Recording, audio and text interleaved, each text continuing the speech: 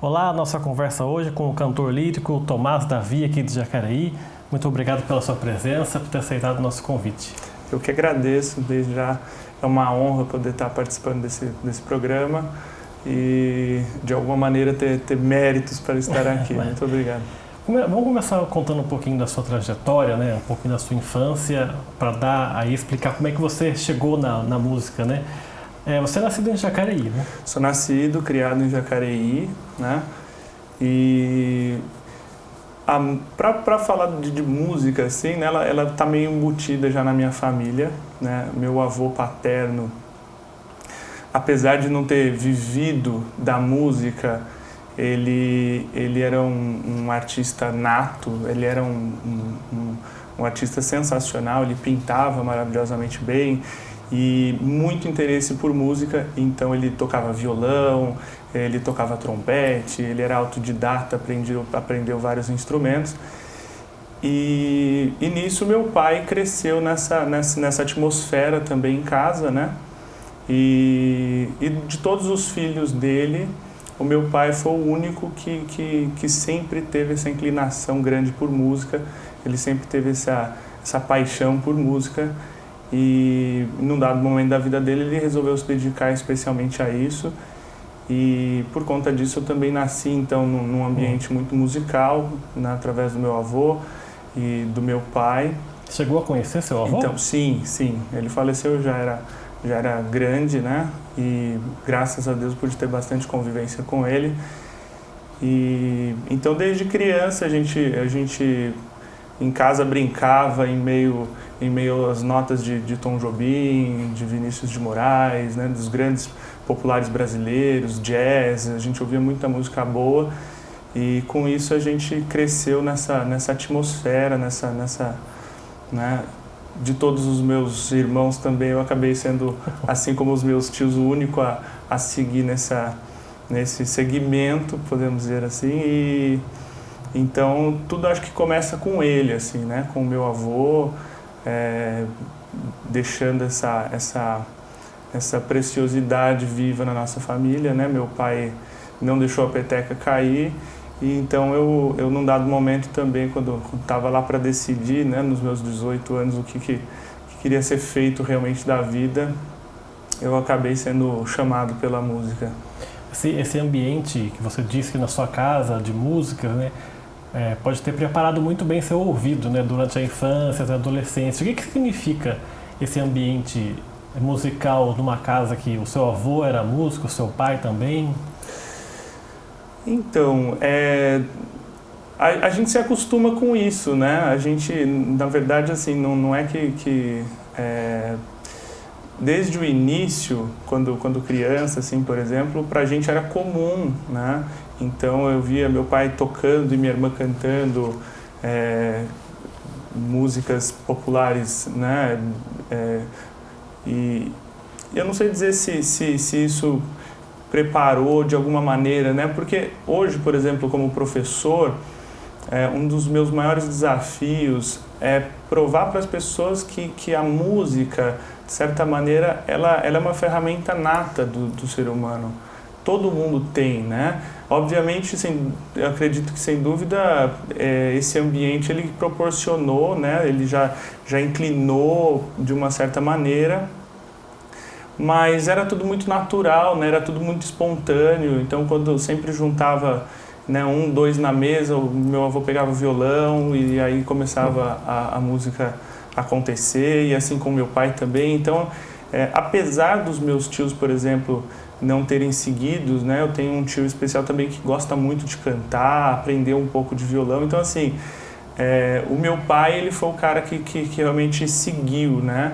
Mas assim, lógico que fica, né, essa atmosfera artística, né? E eu acredito que, de certa forma, preparou, mas profissionalmente mesmo, eu tive grandes desafios para chegar onde eu cheguei. Então, assim, foi mais para indicar mesmo. Eu não diria que foi que eu tive uma vantagem ou que por ter nascido nesse ambiente foi mais fácil. Não, inclusive eu escolhi cantar, eu optei por cantar porque a primeira vez que eu abri a boca para cantar assim foi um desastre. Então foi mais um desafio, a gana de aprender que me fez optar por voz, né? Mas mesmo assim, isso não quer dizer que a sua infância de criança passou em branco. Estou falando em relação a brincadeiras normais de criança ou não? Não, de forma alguma, de forma alguma. Desde o momento que eu comecei a lidar com música, despretensiosamente quando criança, e depois profissionalmente, assim, eu acho que num ponto os meus pais acertaram muito, que foi não haver uma pressão muito grande, né? Minha mãe também, ela sempre me deu muito apoio. Então, assim, eu tive uma infância normal, né? Brincava, fazia as coisas, mas a música, ela era uma das minhas distrações prediletas, assim, né? Era uma das coisas que eu sempre gostava de fazer, porque a gente, quando criança, a gente gosta de ver o tumulto, a gente gosta de ver as pessoas se reunindo, e em casa a música trazia muito disso, né? Então, pela farra, pela festa e tudo mais, a música acabava aqui sendo um motivo para esses encontros. Então, obviamente, eu gostava muito disso. Mas em termos gerais, assim, eu participei também de todas as coisas que uma criança normal participa, né? Até determinado ponto, até porque também quando eu fui dar conta de que a música estava tomando bastante tempo da minha vida, eu ainda era bem novo. Então, mas eu pude aproveitar bastante, não diria que fiz grandes sacrifícios desde muito cedo para trabalhar com música, né? Essa diferença, né, dessa rotina musical que você tinha na sua casa, eu imagino que, por exemplo, seus colegas de escola não tinham essa rotina ou essa diferença. Sim. Isso, em determinado ponto, como é que era lidar com isso quando você falava que queria cantar ou, sei lá, ser cantor? Então, em algum ponto lá, eu me lembro que eu senti isso, né? Eu era um bicho esquisito mesmo, às vezes, né? Então, sei lá, às vezes a gente faz trocadilhos com canções, e canções que na minha idade normalmente as pessoas não escutam. Quando eu tive contato especificamente com a música erudita, com a ópera especialmente, né? Eu estava ali com 13 anos, então eu ainda segui no colégio comum ali por alguns bons anos, então de certa forma eu era um esquisito ali mesmo, né? Eu nunca fui de seguir mais ou menos essa moda musical, né? Sempre fui muito desprendido disso, e em alguns momentos sim acontecia de às vezes eu ser o diferente da turma, né? E essa sua preparação, você entra na escola de canto com que idade? Com 13, 14, por aí? Clandestinamente, sim. Aí tem uma história engraçada até, né? Porque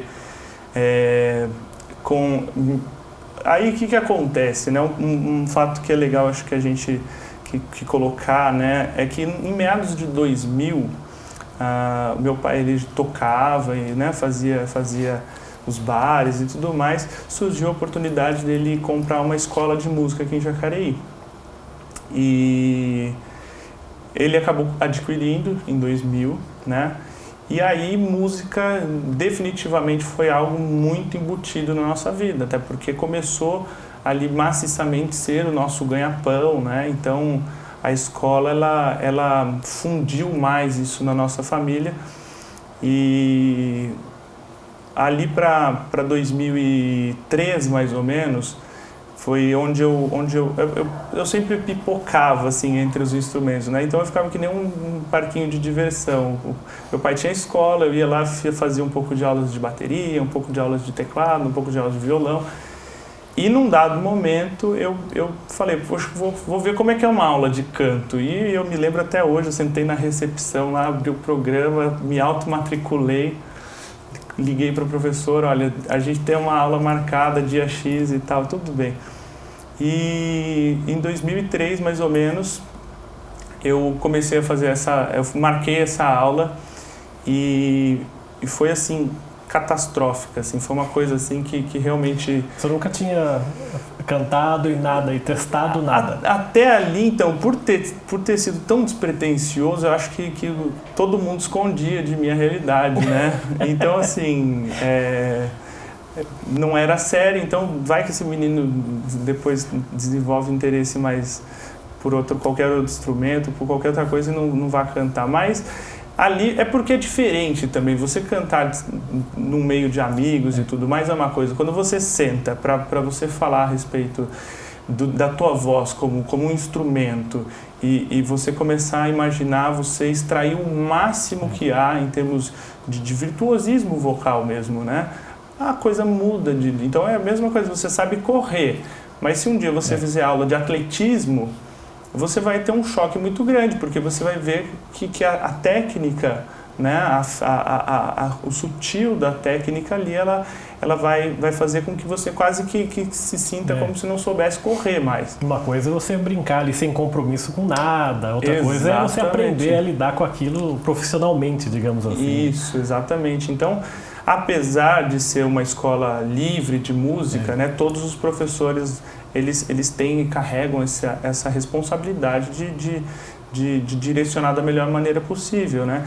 E aí foi aí que eu senti um choque bem grande, assim, né? Porque eu tive dificuldades extremas, assim, de às vezes cantar 3 notas na sequência eu não conseguia acertar, e de conciliar respiração com voz, enfim, foi um baque muito grande, mas que, em contrapartida, toda essa dificuldade que eu encontrei, de alguma maneira, ela meio que virou uma obsessão.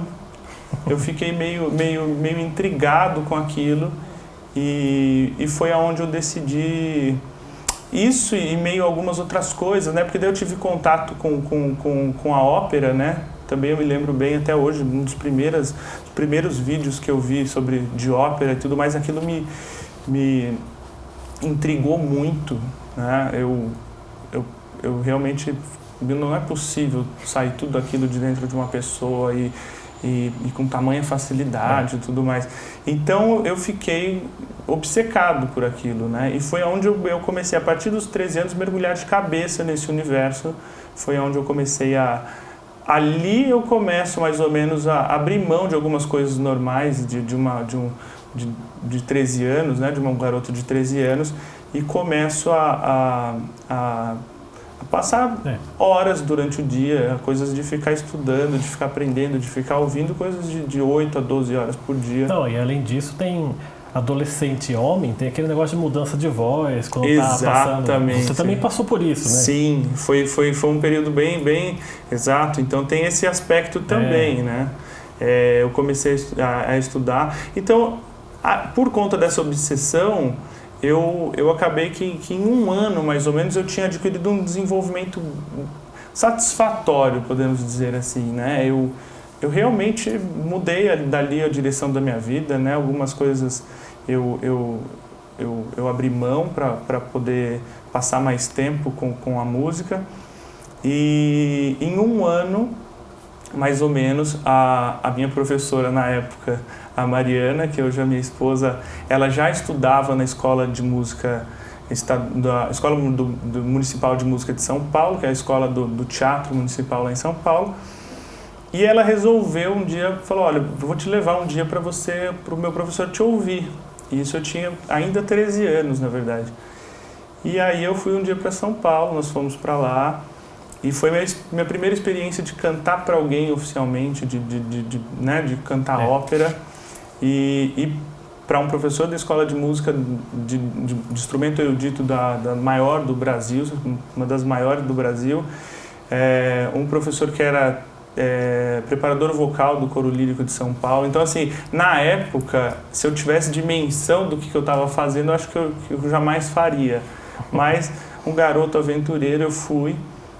E por sorte ele gostou bastante, né? Só que tem esse problema, para iniciar estudos vocais nessas escolas é a partir dos 18 anos. Então, ele resolveu abriu uma exceção, né? E eu comecei a frequentar as aulas práticas de canto na Escola Municipal de Música clandestinamente. Tomara que esse vídeo não me traga nenhum problema agora, né? Mas a partir agora já prescreveu. Tomara. Mas a partir dos 13 anos aí eu comecei a frequentar essas aulas, né? Eu me lembro até que minha mãe teve que ir a primeira vez lá para conversar com ele, foi uma coisa bem diferente, mas ela foi e aí eu comecei a ir semanalmente para São Paulo até praticamente o falecimento dele, que veio ser em 2007, alguns anos depois. Mas esse início, né? Oficialmente com 18 anos, aí sim eu comecei a entrar na lei, fiz as provas, tudo certinho e ingressei na escola. Para a gente encerrar o bloco, você falou que teve que deixar coisas para trás com 13 anos para poder optar por essa carreira. Hoje, vendo essa recordação, não tem nenhum arrependimento. Você não se arrepende de ter deixado essas coisas da sua vida mesmo para trás para optar por essa carreira de músico, cantor? Olha, também é difícil dizer, porque assim, né? Eu sinto que às vezes a partir desse momento a minha vida ela praticamente ela foi, eu não sei se isso é normal do ser humano adulto, eu ainda pesquiso, eu ainda tento observar, mas ela foi acelerada, né? As coisas aconteceram de uma maneira muito rápida, né? Então, assim, olhando para trás, essa época, por exemplo, até os meus 18 anos, quando eu podia me dedicar à música, mas de uma maneira mais eu não tinha aquele compromisso de adulto, né? De você tem contas, você tem que... Então, aquele momento era muito bom para mim, né? Então, eu não sinto que eu perdi algo e eu não tenho arrependimentos nesse aspecto, mas hoje, logicamente, a música ela tem um papel diferente na minha vida, né? E até os meus 18, 20 anos, eu carregava isso tudo com um pouco mais de leveza, né? Então, por isso que até eu conseguia, talvez, justamente ficar horas e horas. A minha mãe já não aguentava mais, na época era VHS, assim, por exemplo, eu cantava, cansava a voz, eu ia lá e estudava um pouco de italiano, cansava, eu ia lá, colocava uma fita e ia assistir, e aí parava e ia estudar música, e assim, era uma coisa quase que brincar, né? Eu via prazer naquilo, então eu não sinto que eu tenha perdido, eu apenas optei por fazer isso, né? Tá certo, vamos fazer o nosso primeiro intervalo aqui, o Gente em Destaque volta daqui a pouco, até já.